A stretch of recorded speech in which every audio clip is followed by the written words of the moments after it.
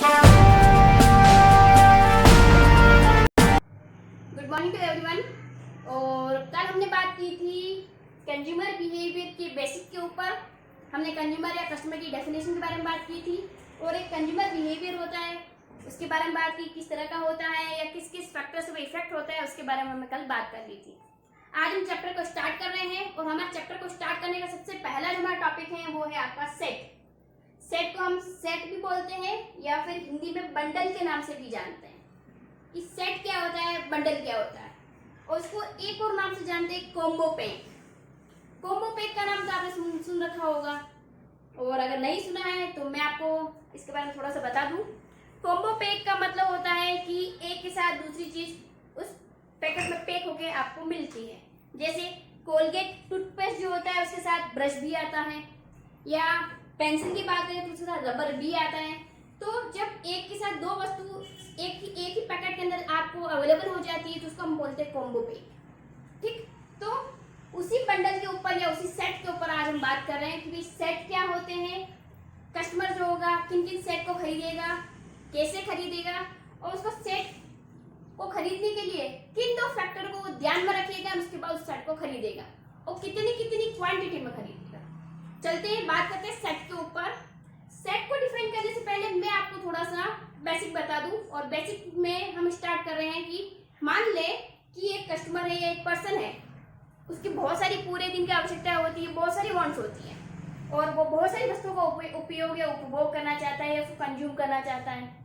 ठीक, तो बहुत सारी को हम अगर लेके चलेंगे तो थोड़ा सा ट्रिकी हो जाएगा। तो हम बात करते हैं दो कमोडिटीज के साथ। मान लेते हैं कि एक पर्सन के पास जो भी अवेलेबल इनकम है उससे उसको दो कमोडिटीज को क्या करना है, परचेज करना है। लेकिन उन दो कमोडिटीज के साथ अगर हम चलें, मैं आपको यहाँ शो कर देती हूँ कमोडिटी 1 और कमोडिटी 2 के साथ।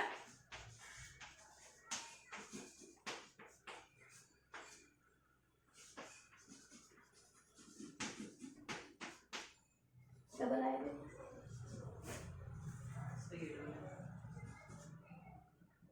तो हम बात कर रहे हैं दो कमोडिटीज के साथ, दो वस्तुओं की बात कर रहे हैं क्योंकि बहुत सारी के साथ एक्सप्लेन करेंगे थोड़ा ट्रिकी हो जाएगा, थोड़ा टफ पड़ेगा, तो दो के साथ चलता है।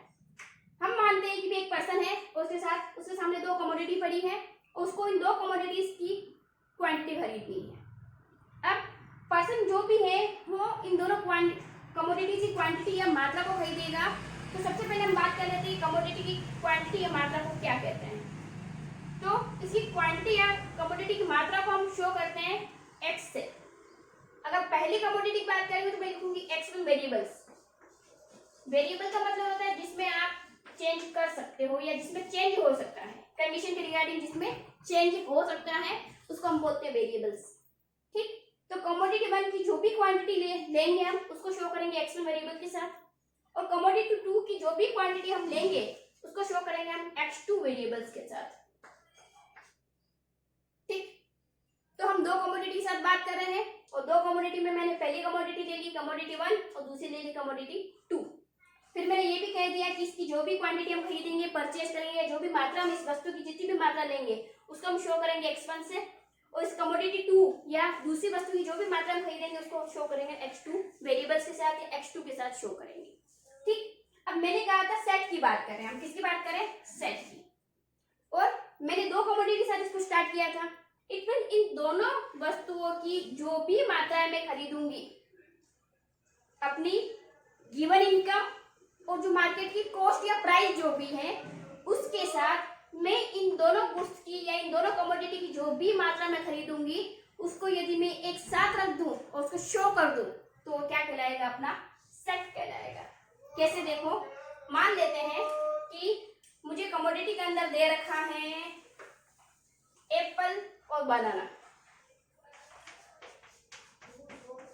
एप्पल और बनाना, और मुझे इनको खरीद कर लेके आना है। किसकी कितनी कितनी क्वांटिटी खरीदनी है ये मुझ पर डिपेंड है, मेरी इनकम के ऊपर, और मैं किसको ज्यादा कंज्यूम करना चाहूंगी उसके हिसाब से मैं उसको सेट कर लूंगी। अब एप्पल को मान लेते हैं फर्स्ट कमोडिटी और बनाना को मान लेते हैं सेकंड कमोडिटी। अगर एप्पल की अगर कोई भी क्वांटिटी अगर मैं खरीदूंगी या परचेज करूंगी तो इसकी मात्रा को मैं लिखूंगी x1 के साथ और इसकी जो क्वांटिटी या मात्रा जो होगी इसको मैं खरीदूंगी इसको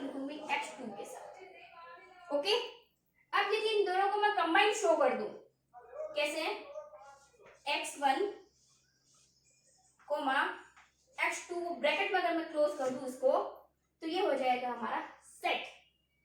सेट यही कहता है कि जो भी मार्केट में अवेलेबल कमोडिटी है और उसकी जितनी भी मात्राओं को हम खरीदते हैं, अगर उन मात्राओं को हम अगर इस तरह से शो कर दें, इस तरह से ब्रैकेट के अंदर दोनों को कंबाइन करके अगर हम शो कर दें, तो वो क्या कहलाएगा, हमारा सेट कहलाएगा।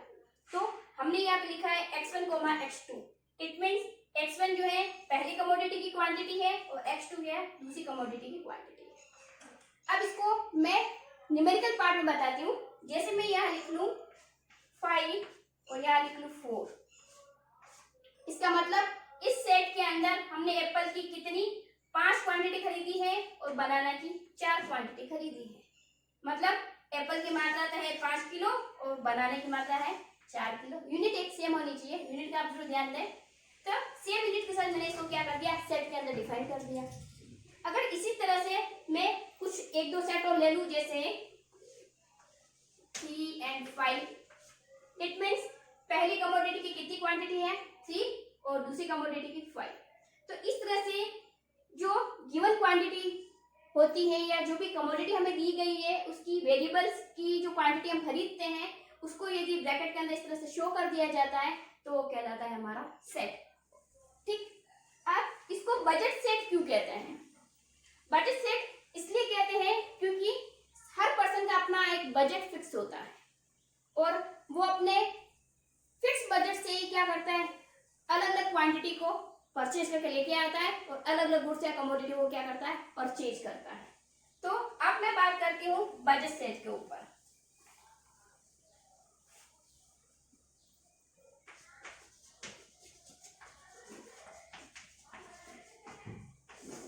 अब बजट सेट क्या कहेगा?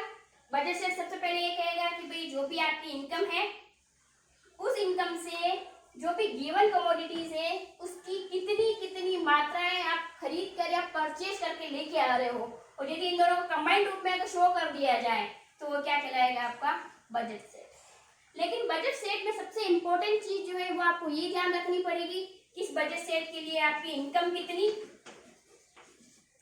और दूसरा इन कमोडिटीज की मार्केट में प्राइस या कॉस्ट कितनी, और तीसरी सबसे बड़ी बात, हम उसी बजट सेट को परचेज कर सकते हैं जो या तो हमारी इनकम के बराबर हो जाए, इट मीन्स दोनों की प्राइस मिलकर या तो हमारी इनकम के बराबर हो जाए या दोनों की प्राइस मिलकर हमारी इनकम से क्या हो जाए, कम हो जाए। इट मीन्स अगर दोनों कमोडिटी की प्राइस जो है वो इनकम से अगर लो रहेगी तो हम दोनों को क्या कर लेंगे, खरीद सकते हैं, या फिर दोनों की प्राइस जो है हमारी इनकम के बराबर हो तो हम उस सेट को क्या कर सकते हैं, खरीद सकते हैं।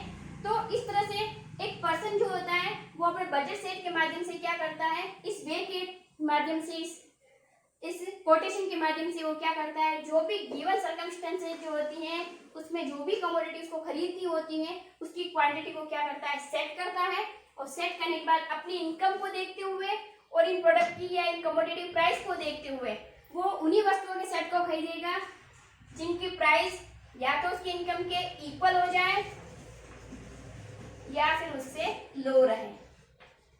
तो ये आपको बहुत ध्यान देना है इसके ऊपर कि या तो इन दोनों की प्राइस जो है वो उसकी इनकम के इक्वल होना चाहिए, पर्सन की इनकम के, या इन दोनों की प्राइस कंबाइंड में जो भी क्वांटिटी मिलकर जो खर्च हो रहा है वो इसकी इनकम से लो होना चाहिए। तो ऐसी कंडीशन में पर्सन क्या करेगा, उस बजट सेट को क्या कर लेगा, परचेज कर लेगा। और यही हमारा बजट सेट कहलाता है कि बजट सेट जो होता है वह उस व्यक्ति के लिए दो दी गई वस्तुएं या दो वस्तुओं के उन सभी मात्राओं के सेट को प्रस्तुत करता है जिसे वह दी गई समय अवधि में अपनी दी गई इनकम और उनकी लागत के साथ या उनकी लागत को ध्यान में रखते हुए उसको खरीदता है, या तो अपनी इनकम के बराबर होने की कंडीशन में या उन दोनों की प्राइस और क्वांटिटी मिलकर उसकी इनकम से कम होने की कंडीशन में उसको खरीद लेगा। तो ये है हमारा बजट सेट। अब बजट सेट के साथ इसकी इक्वेशन बनती है, इक्वेशन हम देख लेते हैं कि इक्वेशन किस तरह की बनेगी। तो इसकी इक्वेशन जो है हम यहाँ डिफाइन कर लेते हैं। अगर मान लेते हैं कमोडिटी 2 के साथ बात कर रहे हैं हम, तो कमोडिटी 1 की प्राइस को हम लिखेंगे P के रूप में या P1 के रूप में। कमोडिटी 2 की प्राइस को हम लिखेंगे P2 के रूप में। फर्स्ट कमोडिटी की क्वांटिटी को हम लिखेंगे X1 के रूप में और सेकंड कमोडिटी की क्वांटिटी को हम लिखेंगे X2 के रूप में। और हमारी जो इनकम जो हमें दी गई है गिवन टाइम ऑफ पीरियड के अंदर उसे हम लिखेंगे M के रूप में। तो हमारा बजट सेट की जो इक्वेशन बनेगी वो इस तरह से बनेगी P1 X1 plus P2 X2 equal to M या लेस देन M। इसका को बना देते हैं इक्वेशन।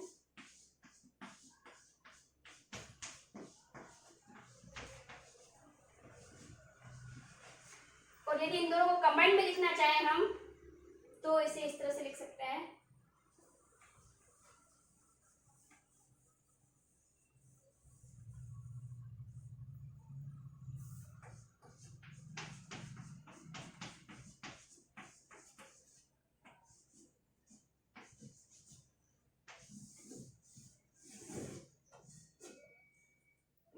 ये सेपरेट सेपरेट है।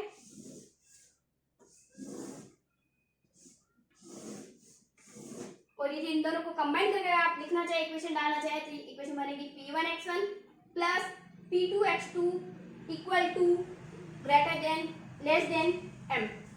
इट मीन्स पहली वस्तु की प्राइस, पहली कमोडिटी की क्वांटिटी, दूसरी कमोडिटी की प्राइस, दूसरी कमोडिटी की क्वांटिटी और इन दोनों का सम जो होगा या तो इनकम के बराबर होना चाहिए या इनकम से कम होना चाहिए, इनकम ज्यादा होनी चाहिए। और यदि दोनों को अगर आप सेपरेट सेपरेट ना लिखना चाहो तो उसको एक कंबाइंड फॉर्म के अंदर इस तरह से लिखा जा सकता है P1 X1 plus P2 X2 equal to greater than M। It means पहली वस्तु की प्राइस, पहली वस्तु की क्वांटिटी, दूसरी कमोडिटी की प्राइस, दूसरी वस्तु की क्वांटिटी और इन दोनों का सम जो होना चाहिए या तो हमारी गिवन इनकम के इक्वल होना चाहिए या इनका सम हमारी इनकम से कम या लो रहना चाहिए। और इसी को हम बोलते हैं budget set equation. Budget set equations.